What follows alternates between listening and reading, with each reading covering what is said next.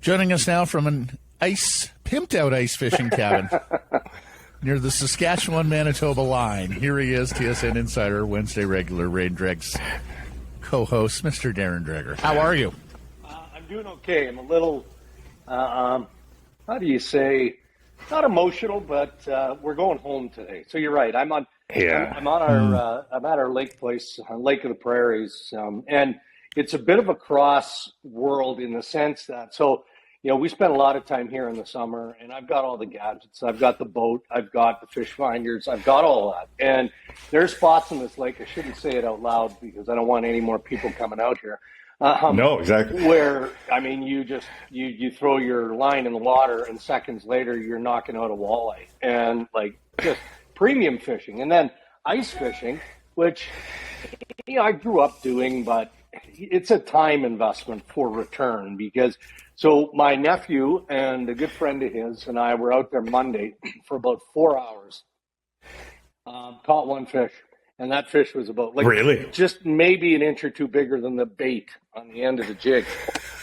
But I'll tell this story quickly because I shared it with Ray on the Ray and Dregs podcast. These guys have all the accessories, right? They've got the solar panels to make sure that all of their stuff stays charged up. They've got an HD camera system that they drop into one of the holes. And this thing it fully revolves. And they've got a 40-inch big monitor up on the wall to watch the fish approach the bait. So this is not the ice fishing that, our parents used to do. This is new age. If I might insert a dad joke here, could we call that insider baiting? Very. Anybody? Good. Yes? Very, very good. Well, I did more consuming of beverage than I actually did catching fish. Yeah. It's good. Ice fish. Why isn't it ice catching if you have all of those gimmicks? Well, I'm glad you're enjoying yourself. Plenty going on with the Vancouver Canucks by way of names in the trade deadline rumor mill. Emily Kaplan and 4 teams on Thatcher Demko, the report yesterday. What do you know there? All right. Well, look, when we spoke last week on this, I poured cold water on the idea that Thatcher Demko would be in play, and I still feel strongly that way because of the sources that I communicate with on a regular basis associated with the Canucks. However, Patrick Allvin has to leave himself in a position to listen. And, it's not unusual for general managers to pick up on trade speculation among media and have the good sense to phone and say, okay, is this just media contriving story ideas? Like, where are you? And, there has to be some form of dialogue. So I'm not at all surprised that teams are calling on Thatcher Demko. What would surprise me, borderline shock me, is if somebody stepped up with an offer that intrigued the Vancouver Canucks enough to pull the trigger between now and March 3rd. Because they do, again, feel they're going to need quality to above average goaltending, which they know they have in Thatcher Demko, just to keep things competitive and going through their transition. So, there's tire kickers, but based on what I was told this morning, fellas, it's as quiet as it can be around the Vancouver Canucks. There is not a lot going on outside of conversation. Which is something, considering some of the names we'll bring up here. But on Demko, it's funny, we did a little bit of a deeper dive on this yesterday, and with his term at just $5 million, what stumps us, and I think, Matt, you were on record yesterday saying you just don't think it makes sense, is that it's a long enough term with a small enough cap hit that you have to be blown away if you're the Canucks because they want to be competitive in that window with Demko. Yeah, and look, fellas, this is not a full tear-down rebuild. It's not. I mean, we can argue how deep they should cut, to maybe get closer to a full-scale renovation as opposed to the retool. But they've got good pieces that they can continue to build around. And Thatcher Demko happens to be one of those, and I 100% agree with you. Let's look back to last season and the great half that he had. And single-handedly, there were many nights where he was the difference maker for the Vancouver Canucks. He's been unlucky this year. Struggled early, then he got hurt. But they know what they've got, and they've got a quality contract and a really good goaltender. Why trade something away that you're going to need in the very near future, and then you're going to be looking, chasing, and having to give up future assets that you don't want to have to give up just to maybe get to an okay level of goaltending. Doesn't make sense to me. And we know the goaltender market is a weird one. Have we left the days where you get a first round pick and a prospect and stuff from another team for a goalie? Like, goalies will get money on the open market, I think, the UFA market. But have we lost the days where you get a blockbuster return for a goalie? Yeah, mostly because they're not often available, right? For all the reasons that we just attached to Thatcher Demko. Where you would get a team step up and overpay is just through pure desperation. Maybe one of their goalies, their top goalie, goes down right before the trade deadline, and you're in panic mode. I don't get that sense from any team around the league. I mean, you can look at the Los Angeles Kings, wonder about there are lots of questions that we can apply to goaltending tandems among some of the playoff teams, but not to this degree. Not to this degree. Again, you always have to give a little bit of wiggle room, because you don't know that a team isn't going to step up. But, we're not talking about a piece up front that maybe hasn't been speculated on or talked a lot about. We're talking about a legit, bona fide, young starting goaltender with an excellent contract here. That was not a slam dunk. Luke Schenn, to me, is a slam dunk. Yeah. So, you're saying that it's quiet around the Canucks right now. That, why aren't teams? I mean, we have weeks to go here, but I'm just surprised people aren't ahead of the schedule a little bit on Luke Schenn. I think, and I'm with you, because, Schenn has also made it pretty clear that he'd prefer that this happens before the trade deadline, right? Because he's been around the game a long time. He knows the upheaval that goes with that, with family and all of those things. And when you look at trade deadline acquisitions, especially the rental market, how many of those guys actually pan out that arrive at the deadline? Not that many who are strongly impactful in the outcome. Luke Schenn is a depth add. That's what he would be. But because of everything that he can provide, I'm sure that Alvin is getting a number of calls. But where we're at, Blake, and you just touched on it, is even though the deadline isn't that far away, if you're a selling team, the deadline is a long way away. So you're going to hold true. I haven't quite nailed down exactly what the Vancouver Canucks are looking for in return in terms of that draft pick or maybe a younger player coming back. I can't be certain, but it seems pretty obvious to me that whatever it is, it's a little too high for the buyers at this point, because they're wondering, okay, great respect to Luke Schenn, very affordable, all of those things. What if maybe a little bit younger defenseman pops onto the market, or all of a sudden that selling team says, okay, we'll make this move. We don't love it, but we'll make this move. So I think that it's still a bit of a game of poker that's happening around the league here. Matt, are we consensus? A second round pick would be the ask there?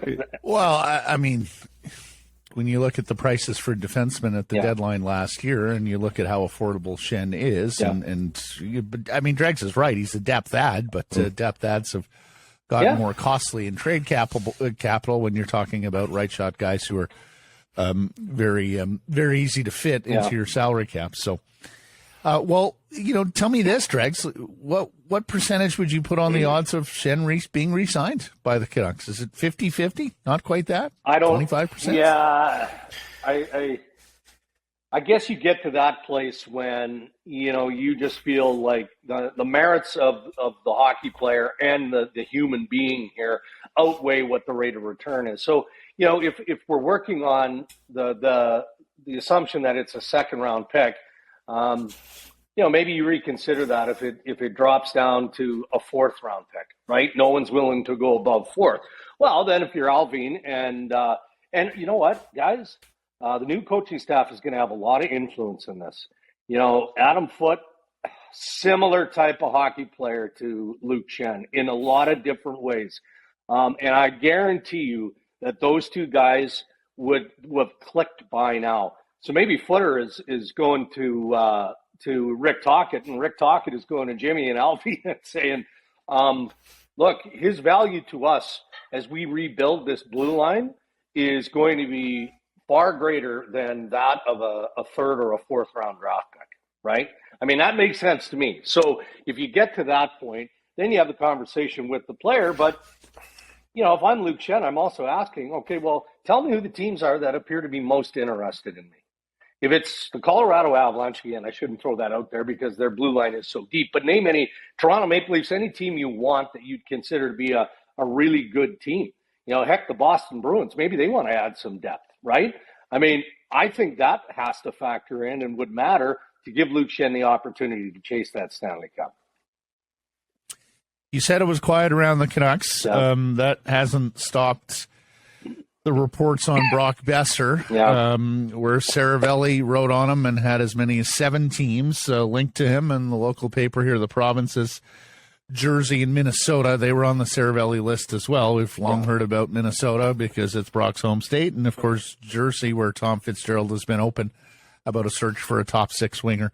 What are you hearing on Brock Boeser? Yeah, look, I mean, I believe in that reporting. I do, because that aligns with some of the things that I've heard. New Jersey's a bit of a surprise. This could be Tom Fitzgerald just having sidebar conversation. I think he's going to do something, and he's going to try and do something big. I think that target A would be Timo Meier from the San Jose Sharks. And then you look beyond that. And so Boeser does make some sense. Just, again, in the conversation of the New Jersey Devils wanting to add a piece. Billy Guerin and the Minnesota Wild would love to add Brock Boeser. Guerin is a big fan of Boeser, thinks he's a 20-25 goal guy. Problem in Minnesota is the same problem that a lot of teams have, and that's just how do you make the finances work, particularly with the Minnesota Wild, because of the Parise Suter buyout and the implications of their salary cap moving forward. But where there's a will, there is a way. Billy he's a gunslinger, man, as far as NHL general managers go. He's willing to do just about anything. Let's get creative. Let's find a way to make this work. But there are certain parameters that have to be met, right? So how much are the Vancouver Canucks willing to retain salary-wise to make a move like that? Or what are the contracts that, Vancouver is going to have to take back as part of that? It's a complex deal for me in linking the Canucks and the Wild, because for Guerin to make it work, there's probably retention, and then Vancouver's going to want a younger player that Guerin isn't going to want to give up. But I'm not surprised at the interest in Brock Boeser at all. Any chance JT Miller gets some calls here before the deadline and before his no trade kicks in with the new deal in the summer? Long shot for me. He hasn't had the season, obviously, that he was expecting or hoping to have. And so, now if you're a team that is even remotely interested, chances are you've been down that road historically with JT Miller, be it with the New York Rangers, with the Tampa Bay Lightning, maybe with the Vancouver Canucks around the draft when everyone thought he was going to be traded and he wasn't going to be extended. So what's the intel that these teams have found out? And then how does that mesh with a long-term contract? Until managers and owners have a good understanding and are confident that the salary cap is going up, say, $3 million next year. Might not, might be flat, might go up $1 million. Let's see what the new executive director of the NHLPA thinks when he gets his feet wet as leading the union there. But I think that managers need to understand, again, what's the cap looking like in the next couple of years to take a swing at somebody like JT Miller in season. What's the bigger deterrent, his contract or his attitude? Yeah, it would be contract because, I look at the relationship between Rick Tocchet and JT Miller, and I think there's an opportunity for this player to thrive with Rick Tocchet because Rick Tocchet is hard-nosed, no nonsense. And that doesn't mean that, he's going to keep JT Miller on a short leash, but he's been there, he's done that, and if he needs to call him out, he's going to flat out call him out. There isn't one player in that Vancouver Canucks lineup that is going to be valued higher than the rest of the team. And each one of the members of that coaching staff, the new guys that are brought in, they've got no problem reminding JT or any other player for that matter that we're playing with a singular team philosophy. But to your point, Blake, that's the MO of JT Miller around the National Hockey League, is that he's a sandpaper dude and not always sandpaper all the time, all the time. Not always on the ice, sometimes on the bench. And sometimes behind closed doors and all of those things. And, you've got to have a real strong leadership group to be able to work through that sometimes. Lastly, Dregs, has anybody recently pulled you into the room, sat you down, shone a bright light in your eyes, and asked you, where are you getting your information from? Looking for leaks at Canucks Sports and Entertainment. What do you make of this? So I've got a story that I'm reminded of. You guys remember years ago when Yanni Niinimaa was traded by the New York Islanders to the Edmonton Oilers, right? Oh, wow. And I somehow broke that trade. And obviously I'm not going to divulge the identity of my source at that time, but it was a New York Islanders source. Kevin Lowe was so angry because that was pre-social media. So when you broke a trade on trade deadline day, it was a clean break, right?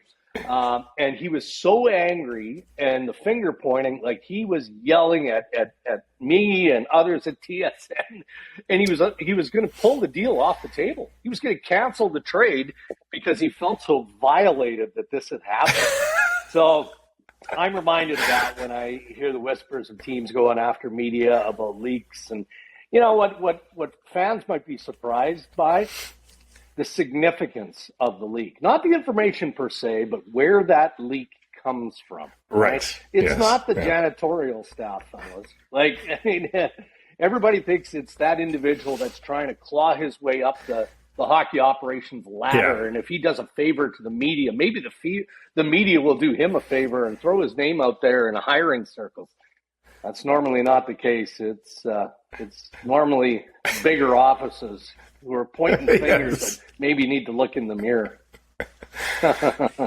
Niinimaa and a second-round pick to the Islanders for Brad Isbister and our buddy Raffi Torres play. Oh, Raffi! Man, he was sour over that. Isbister and Torres, come on. They must have, boy, one of them must have gone straight to Kevin Lowe's office and asked some tough questions. I can see Raffi Torres doing that after hearing his name. Marvelous stuff. Travel safely, all right, from the pimped-out ice fishing cabin, and we'll catch up next Wednesday. All right, guys. Have a great week.